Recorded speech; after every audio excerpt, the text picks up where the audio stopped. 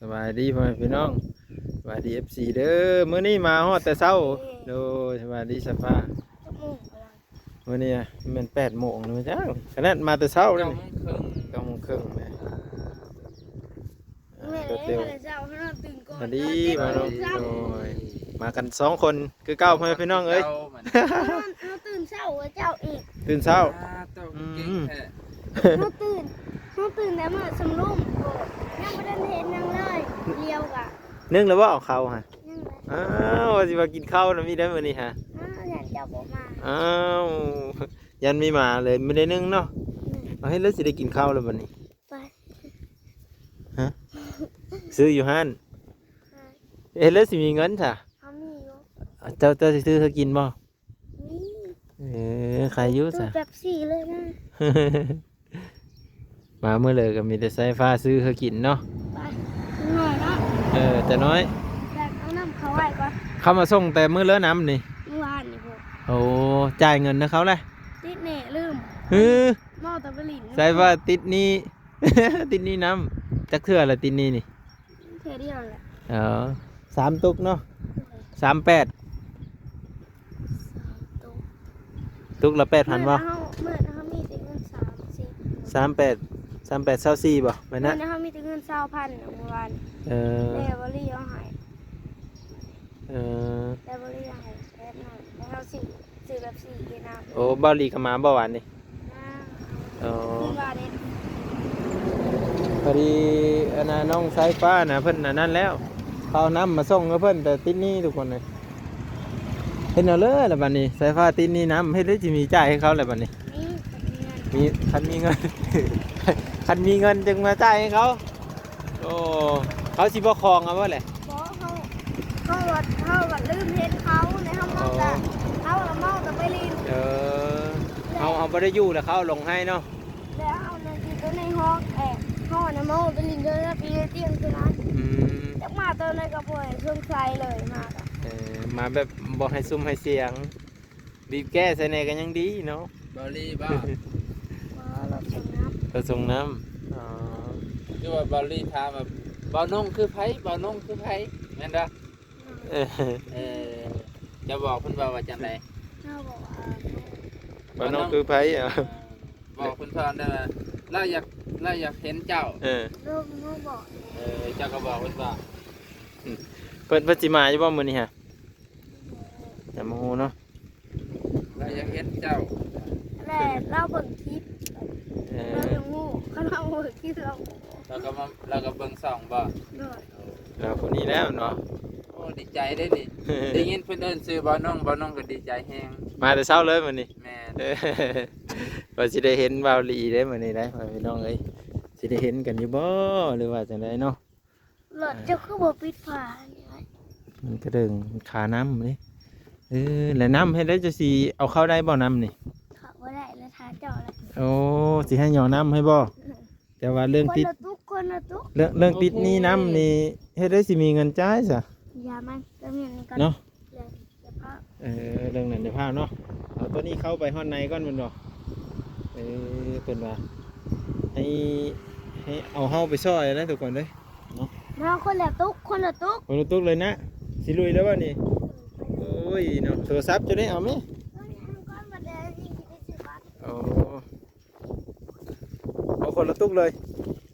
โอ้เจ้ามีหยอก็ได้เอาถือกองเงินเหนียวได้สิแบะเขาเนาะ เขาแบกได้ยกเขาเคยแบก เขาเคยแบะน้ำอีก มาบนน้องถ่ายไว้หรอมาจับสองอัน เด้อแม่จับ พร้อมกันเลยเจ้าก็ ดินให้ถือคนนั่นแหละ ไปทางอื่นเลย แบะเลยดินี่ฮะ มาจากจับ เขาไปไว้อยู่บนเรือเลย อยู่นี่พอแล้วบนกินน้ำตลอดถ่ายบนน้องก่อน โอ้กายังไงนี่กาหมากส้มผู้ไปเข้าไปท่าจะน้อยยังไม่มาโอ้ขนาดเนาะ เหนื่อยเอาจากโต๊ะสิบ่ เฮ็ดโตสมบูรณ์ ปิ่นตัวหนึ่งปิ่นนะครับเต็มเลยจุเล็กน้อยไก่โตนี่น้อยนี่ เห็นบอกว่าจะไม่อยากให้เขาเป็นไก่เขาจะไม่ ตกเตะจำให้หนึ่งคนเด้อ ไก่เขาจะไม่อยากให้โตมันเขาในเพื่อน ไปสิอ๋อได้กินข้าวก็ยังไม่ทันได้กินท่าม ทาเจ้าเด้ โอ้ท่ากันอีก แล้วจะว่าเจ้าจะมากินเขาวนำ โอ้เนี่ยสิท่าเอาไปให้งวดซะเนาะ เลย เห็นคนอยู่วะเห็นคนอยู่วะก่อน เห็นเขาจับดีๆกว่านะมือเขานี่มันสั่นโพดเลย เอ๊ะลองงานเกินนี่เลย มันหนาว มาจับ เล่นนี่เนาะ เลย ยังไม่กลัวมาเลย ไป โอ้บ้านน้องสายฟ้านี่กินแตงโมนะ โอ้ยลือหยาใบอ้อยเบิดเรียบไปเลย มาเลยเพิ่งเก็บอันนี้ไว้ให้เจ้าก่อน กดเองครับ ตัวนี้ที่จะสีหนึ่งเขาครับ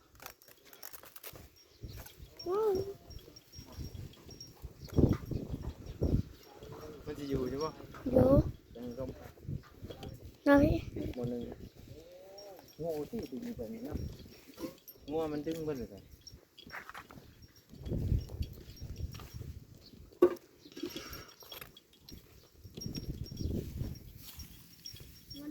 นักวะนี่ ที่ว่า นักเอาทาเบานะกันไปสิมาก่อน ไป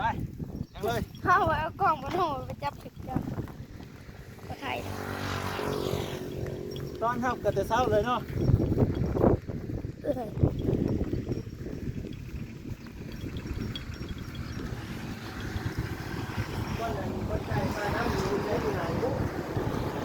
เอาเข้าไว้ไหนเลยบ่ เลย ไปเลยเอาเลย โอเคพี่น้อง 3 ตุ๊กเนาะ3 ตุ๊กเลย อืม ประเทียนประสานนะครับตัดแล้วก็ตัดข้างนอกเอาไว้นี่ข้างนอกข้างนอก ขนมไผ่เนาะอันนี้เนาะขนมเจ้าเมียวบ่เมียว ได้ทางขยะจะลงไปแล้วครับเดี๋ยวตัด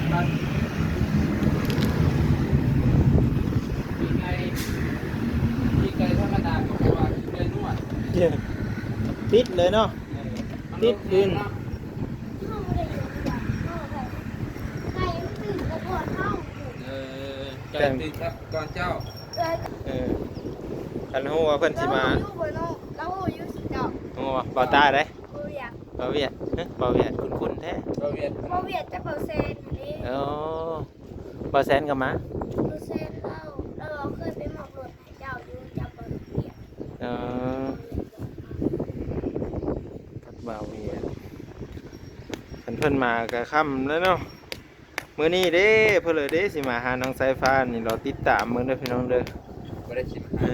คิดละ ใครจะเป็นผู้โชคดี รถคือติดถูกว่ามื้อนี้ ฮะ รถคือติดถูก รถคือติดที่น้องสายพาว่าเพราะมันเข้าไปในสตาร์ทไปได้มันก็เลย มันก็เลยติด เราเห็นทางนี่ นี่เขา เราเห็นทางโค้งนี่ เราเสร็จทางยาวเลยนี่ แม่บอเขาจะสอมแซมซื้อ แบ่งไหม เขาว่าเขาเสร็จทางยาวเลยโยเสร็จทางขี่แยกเลยนะ เด่นเขาเห็นตั้งแต่บ่อนนะบ่อนมันเพเอนะ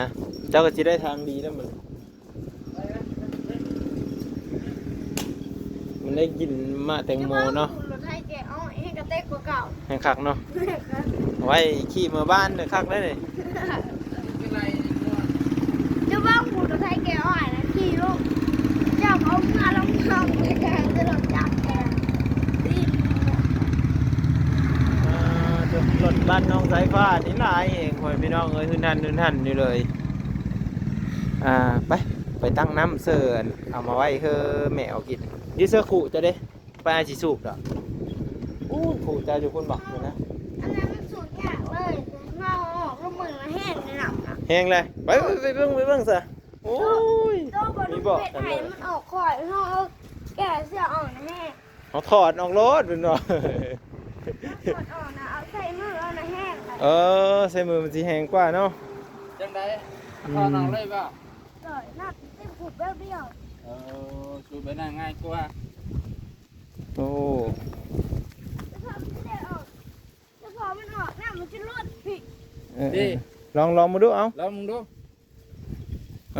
เดี๋ยวให้เขาคันหนึงแบบนี้ผันอ้อเนาะ หน่อย ท่านเจ้าบ่ตำแห้งนะมันกับบ่เพ่ไว้บ่ให้ตัวเทิงมันตำขอบมันก็ได้อยู่คันฉันสิเอาไม้ออกให้ได้ซะเนาะ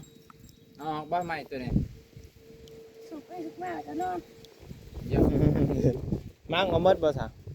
มาเอาบ่ ปลาไว้ในนี้เนาะ เขาบอกเขาเหยียบนี่ โอ้ เ เรื่องสิจองไม้นี่เอาเด้อดูแบบนี้ง่ายกว่าเห็นบ่ แบบนี้ง่ายบ่ดู แมวหายแมวแล้วได้เนาะ ไปซะเอาไปให้เลย แบบนี้ง่ายกว่าเนาะ เจ้าได้เป็นคนถือไปเขาเป็นคนสูบแหละ ได้ไม่ยากดอกเอาไว้เถอะแมวเมียวเจ้าหันแล้วกินเนาะอย่ามันบ่ได้กินน้ำเด้ ข้างใน เมื่อไรไปซะ อ้าวแล้วอันนี้คือหน่อยเถอะวะ เอาน้ำให้แมวจังสุขภาพแข็งแรงจะในFCป่ะไป แล้วมึงจำได้ มันสนได้มันสนได้ อยากเป็นน้องอยากเป็น มันบ่สนบ่ ไม่เส้นหรอก ไปไปเลยก็เธอน้องสายฟ้าเอาน้ำไว้ให้แมวสายฟ้าแมวจะเฮ็ดยังไงนะมึนมันอ่ะนี่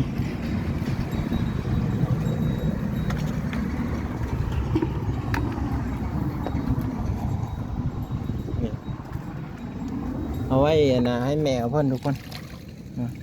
ใส่นี่เลย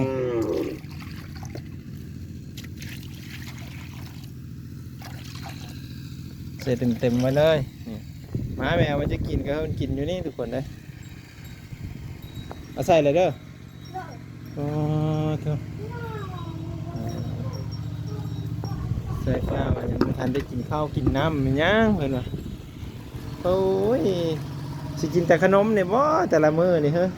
เฮ็ดได้สิมีเหือมีแห้งยังไงนี่ข้าวน้ำมันไม่ได้กินโอ้ยทายคันเบ้านงกับเบ้าบ้างบ่มานี่แสดงว่า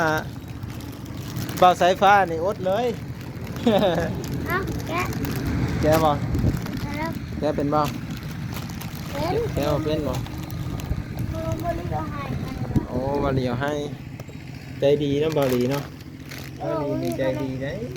เราบอกว่ามีขนมกินเราก็เลยเอาให้ เอ้ยแกะจังได๋ล่ะบาดนี่ แกะเถอะแบบนี้นี่จีบเลยจีบแล้วก็ได้ไม่ได้ยากเอาไปคนละตัวละตัวให้มันจะกินเบิด ตัวนั้นมันคิวนะ แค่กินอะไร เออ เด็ก อันนั้นเจ้าไปนั่งเผากินนึงไปนั่งเผายังเข้าเอาน้ำบ่ แล้วมันมีเครื่องซัก จะไปนั่งเผายังเข้าเอาน้ำ มันมีเครื่องซักไปมามันมีเกมเมื่อยทีมาเห็นเลย ก็เลยนั่งเข้าหัวให้เพื่อนพร้อมให้ป้าพร้อมใจหัวออกเนาะดีใจแล้วพ่อพี่น้องเอ้ยมาหาเพื่อนมันดีใจบ่กับใครอายมาเมื่อนี้เพื่อนสีพาเฮ็ดเวียกกะดีช่วยเวียกเพื่อนนี้เลยเนาะเมื่อนี้เพื่อนสีพาเฮ็ดแม่บ่าวพี่นอนม่วนว่าคืนนี้ เรียกไม่หมด เมื่อนั้นคนดินเนาะเมื่อนั้นเนาะคนละ10ล้อจ้ะ เข้ากำลังกับขับ เออ ผู้ละเศร้าแล้วก็ได้ คนละสาวเลยเอาเหนียว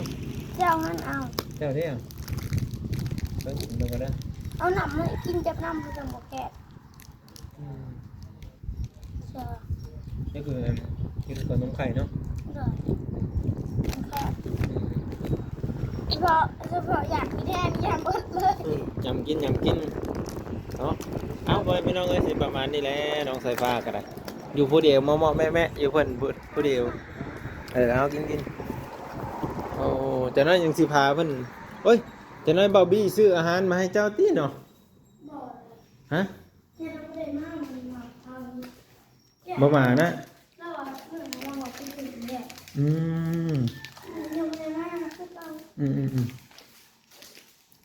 ถ้าเกิดขนาดตัวขนมห้ามชัว เหมือนอยู่นอกนะ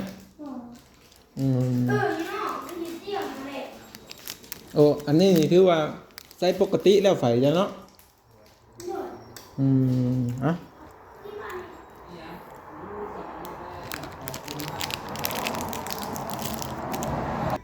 มีแต่ขนมบ่น้ำนี่สิป้าไว้แต่อยู่ไหนบ่ได้เอาออกนอกบ่ เอาบ่เดี๋ยวอยากไปเอาไปแม่ตุกหนึ่งพระเจ้าอยากเจ้พระเจ้าไว้อยากออกมาเอาไม่ออกมาไม่ตุกหนึ่ง เอาบ่กินตัวนั้นให้หมดซะโอ้ไปแล้ว